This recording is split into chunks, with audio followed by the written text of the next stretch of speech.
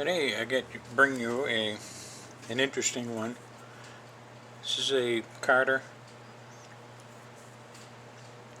3155S, which fits a plethora of cars. 58 Packard without supercharger.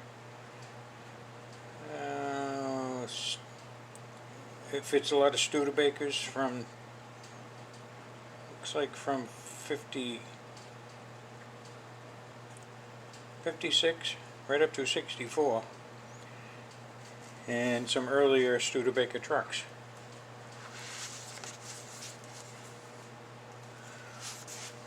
Now this particular pump poses some problems. Normally what I do is just clamp this in the vise, but the way that this is made, I'd end up breaking it. You can't, of course I could pile up a bunch of washers, but I had a better idea. I made this fancy jig where I can bolt this into the plate here,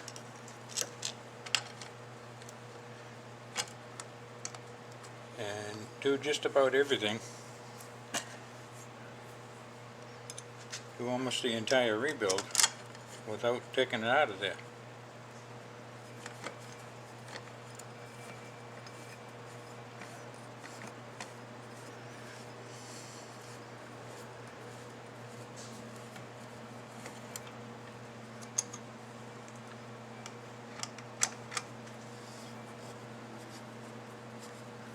We get it all snuggled in.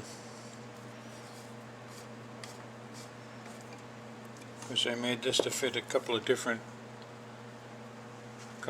pumps. You see these bolts on the other side.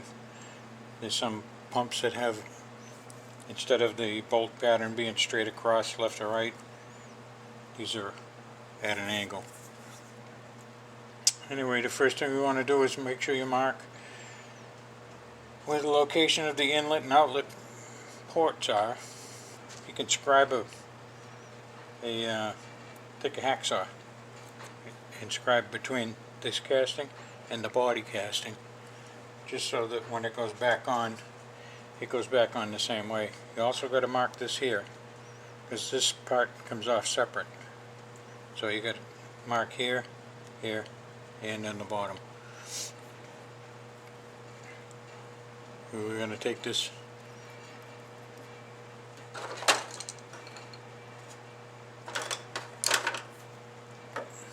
is where the filter is. There's also a gasket right here. Now the factory puts an aluminum gasket in there. Now this bolt goes all the way down. Oh, you couldn't see that, could you? Let's move this up a little bit. This bolt goes through this can and into this piece right here. Remember, you're gonna get a new gasket.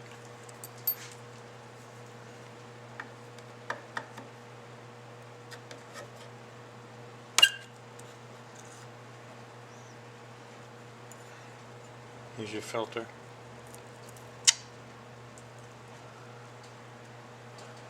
And there's a gasket right here.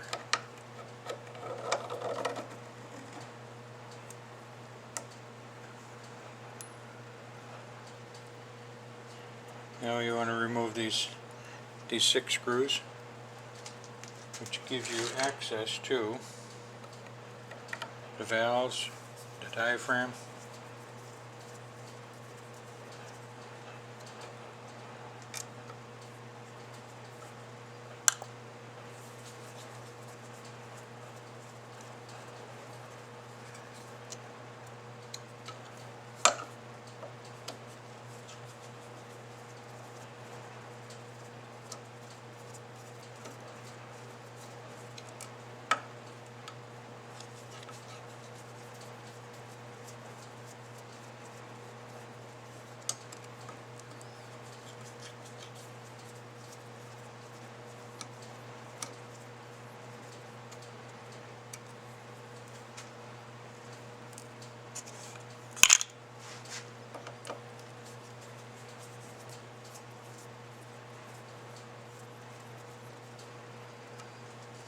after these 6 screws are out. This is probably stuck down. We take a putty knife, put it in between the 2 castings, and a few taps will knock it loose.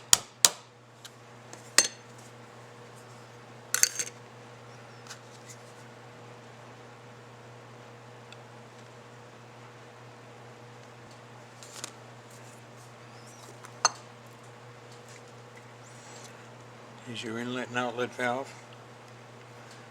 You're going to remove these 2 screws.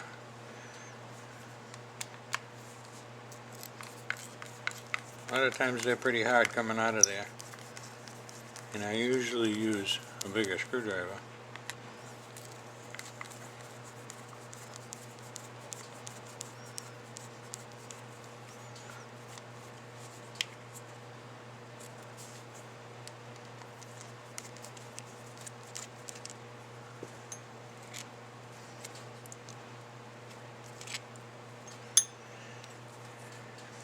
Another 2 pieces that are stuck together.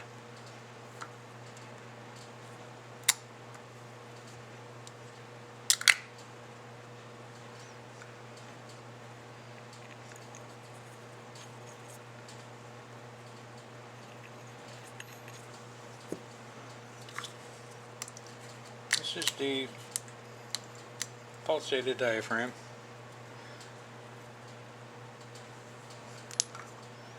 And you get to the top of the valves. I don't know if you can see the pile of crap in there?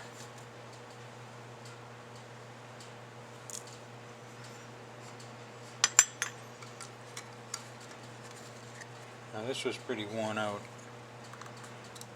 The diaphragm had failed. Now, to get these valves out, you make sure you do this. Don't depend on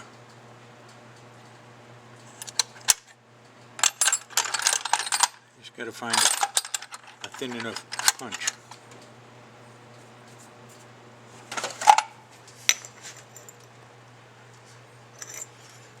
What we want to do is put this right in the center of that particular one and just lightly tap it.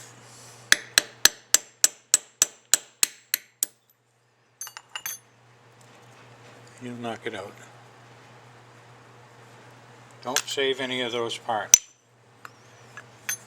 And flip it over and get to that piece.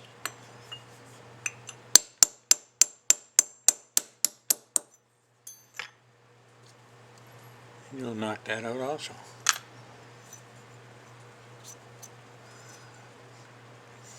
Be careful when you're doing it. Make sure that you're right in the center of that.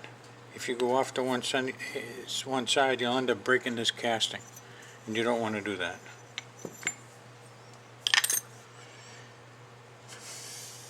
Okay, now keeping it in this, we want to take this spring out.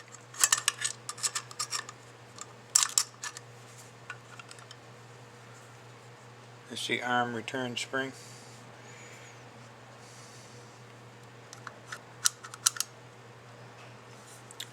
Pay attention to some of these. Some of these Carter pumps have a little groove in this pin right here, and in that groove there's like a clip that it just holds it, keeps it in case this plug falls out. You don't want the arm to slide out. They don't do it to every one of them.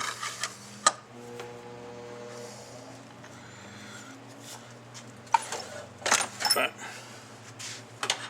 it can be there. Now, in order to get this pin out, you can do it a couple of different ways. You can get a small enough punch and just start knocking this down through, and it'll pop that out. Or take your chisel, put it in between. Usually a couple of hits will knock it out.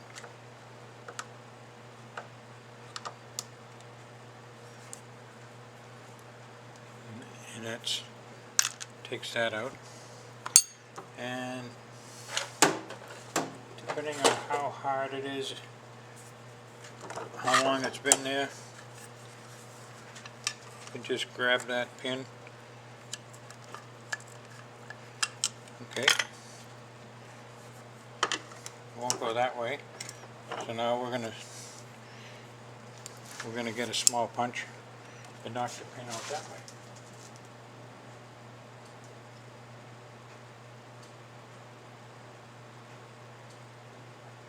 I just gotta find my small punch.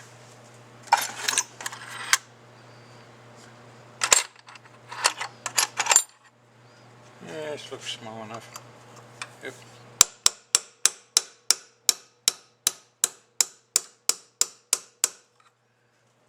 Okay, now I ran out of room with that one. Let's see if it's not quite far enough.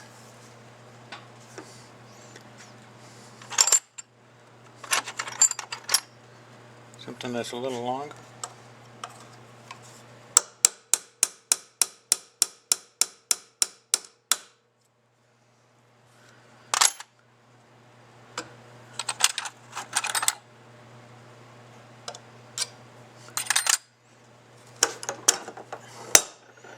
Okay, got it up to this point. Now I'm going to take it out of this this jig that I made.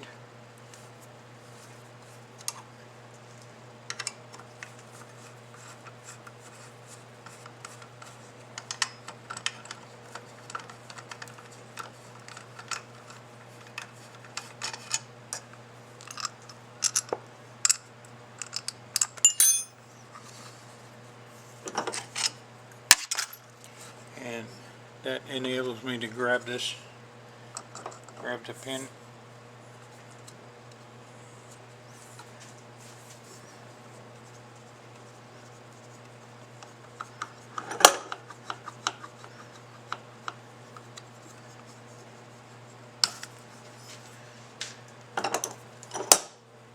Now it's out. Hold a little pressure on this. Hold a little pressure on the diaphragm, and you can slide the pin, the arm out. That's what's hooking on inside.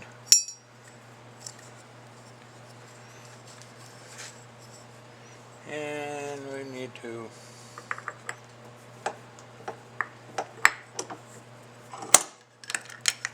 pop this out. Here's where your sealing is going on with for the oil. And there's also up inside is the rest of the seal. And if it fails, then you get oil up in here, and you get oil pumping out through that weep hole. It's also there that when the diaphragm fails, kind of like this one did, you can see it's all cracked. It hadn't gotten through to the point where fuel was on this side of it, but if it did, it would pump fuel out of that, and it gets all over everything. Anyway, now that everything is apart, we're going to bring it over and we're going to clean it all and get all the oil and grease off it and run it through the glass feeding tank, and then we're going to clear coat it and get everything ready to go back together again. So that's it for this particular moment. I'll be back in a second with everything all done. Okay, I just wanted to show you what you'll be getting in the kit. With the exception of that pin, which has got a small groove in it rather than this large groove. You might get both of them. You might get either one of them. But you're going to end up with an extra valve, as this particular pump only uses 2 of these, the 2 springs, 2 valves, 2 rivets. That's the washer that goes underneath that long nut that holds the bowl on. There's your pulsated diaphragm. And this is the screen in place of the filter. This is what's going to go in there along with that gasket in the diaphragm assembly. Oh yeah, in the gasket for the block. So let's get back to where I was. Okay, a second has passed, and we've flattened out all these surfaces, glass beaded it, clear coated it. Oh, this is all flat now. Run it on a piece of sandpaper, or if you have a belt sander, a bench mounted belt sander, make sure that all these surfaces are flat all the way around. Make sure there's nothing left on here where these valves are going to sit inside of here. I'm feeling a little burr in here, so just take if you have a dowel that's about that size, which is about, I don't know, 3/4 of an inch, put a piece of sticky sandpaper on the end of it and just run it back and forth in that, and it'll catch anything that's there. This side didn't need it because it was nice and smooth. And we can put the valves in.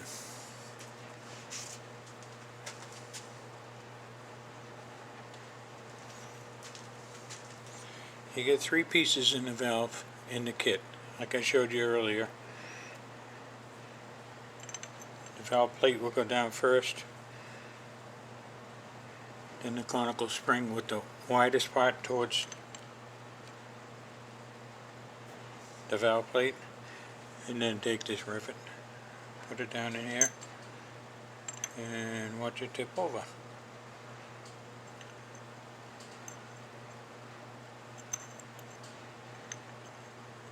Now fish around, see if you got it in that hole. Take a punch, put it on the end of it, and just tap it down.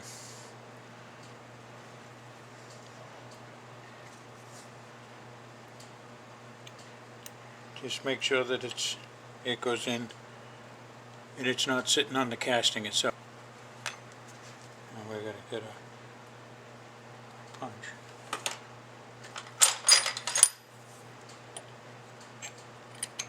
Make sure it doesn't fall out the side like that.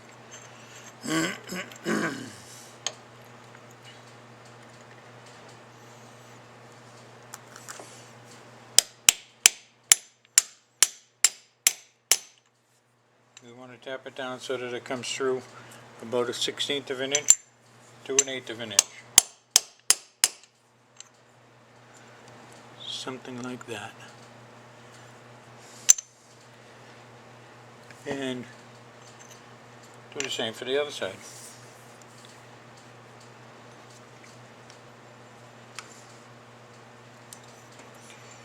Once you get all that in, you're going to put your pulsated diaphragm. Now notice it only goes on one way. That hole lines up with that hole. And it sits right about like that. And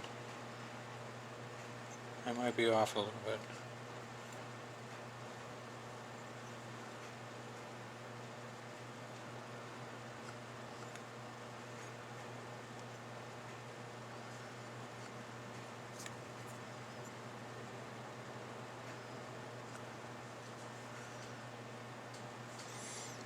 Let's see.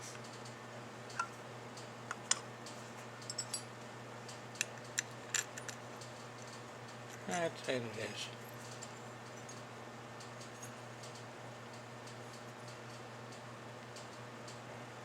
Yeah, it was.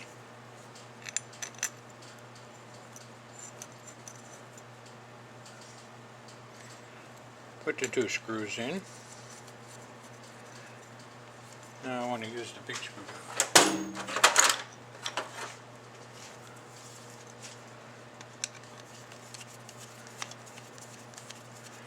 Because we want this to be good and tight. Just run it down till it gets snug, and then move to the other side and give it a good twist. Now you should be able to, this is the inlet. As you can see right under here it says in. You should be able to blow air in and not suck any out. That works. The other one you can't, you should be able to pull air out and not push anything in, but I don't think it's going to work because we don't have the bowl on yet. Right. Remember that screen I showed you? Put that screen on in the gasket.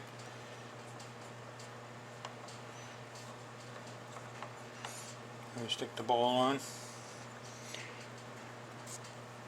Is that washer, the fiber washer? Make sure that goes on.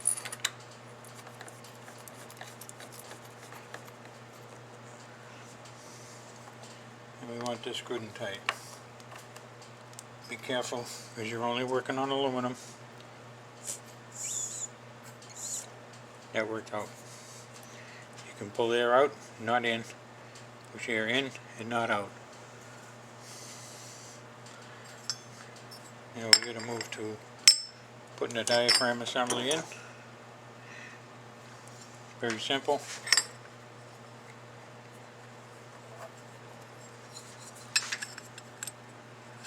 You can see down inside there, see that? That's what you want to hook this onto.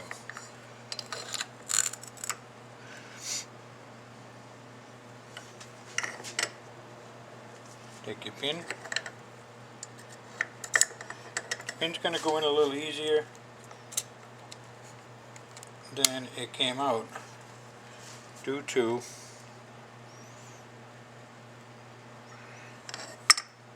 these being 1/1000 smaller than the original pin. Push it all the way in. Here's that slot that I was talking about.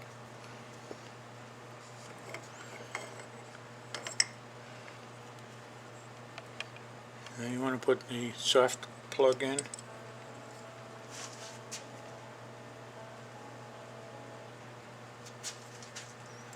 Support that and give this a whack.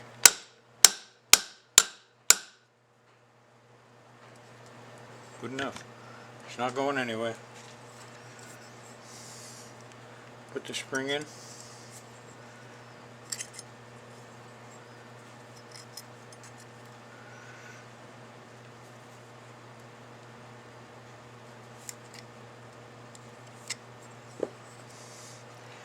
Now we want to mount it back in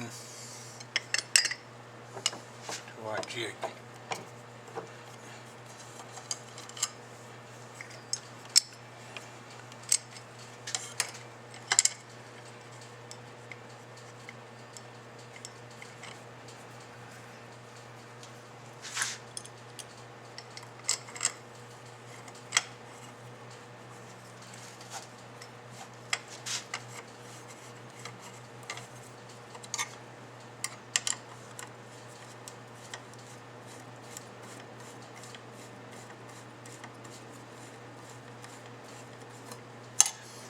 One thing you want to double check is where the holes are. Set this into that spot. Make sure that it's going to work right. And we're going to line up our marks. Now it's going to be different about what you're doing if you're doing this at home or in the garage or whatever. Is I put on new screws.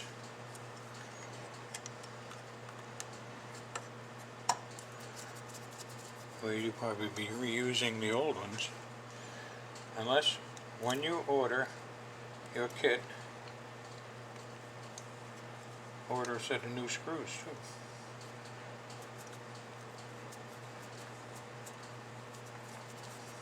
One thing to note on doing these Carter pumps, on these diaphragms, when Carter made these, they made the diaphragm, the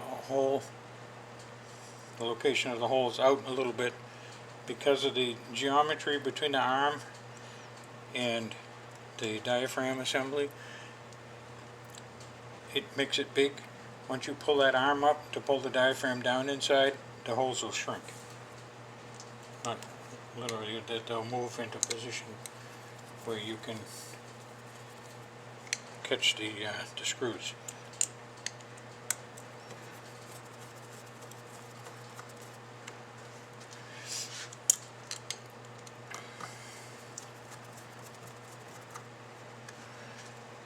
Now when you put these screws in, don't tighten them up all the way.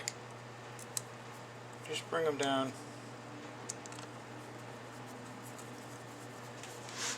to where it touches the casting and just starts moving it.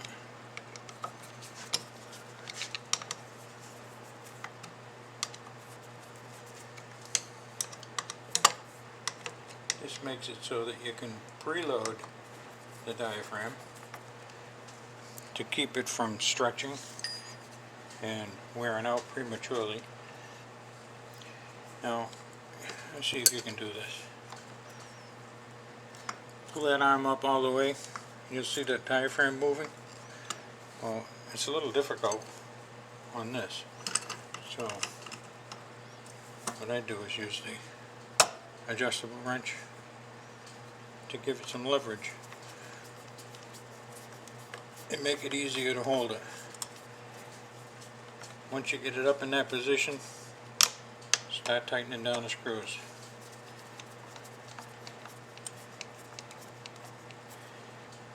Get 4 of them done opposite each other. While that arm is being held up,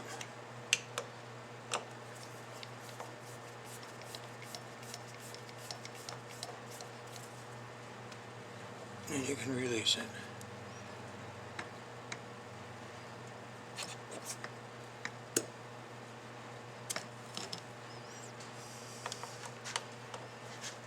Once that's done, then go around, tighten down the rest of the screws.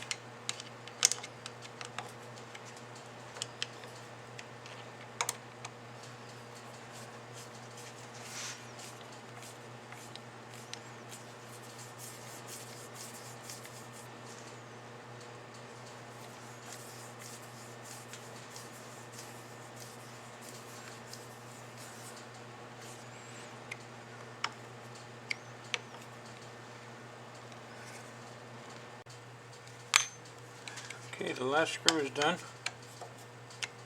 We can test it. Putting that arm up and down.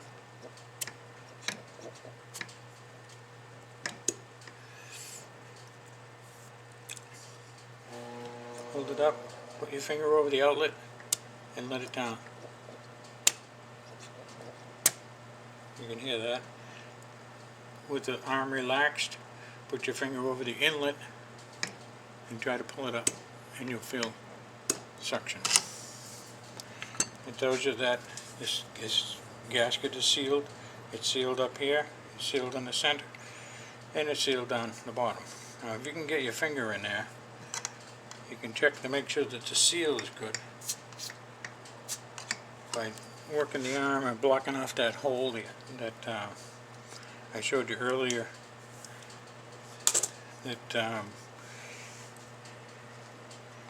the weep hole that's in there earlier. Alright, this is ready. We're going to remove it from the jig and put a gasket on it.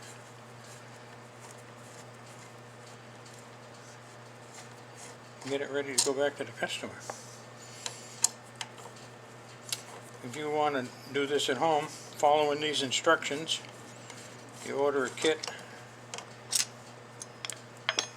Call the store at 781-335-8860 and give them the number that's stamped on the flange. You can see that 3155S. You give them the application. You can also give them that casting number, that MO970. That'll kind of double check everything and make sure that it goes to the right kit.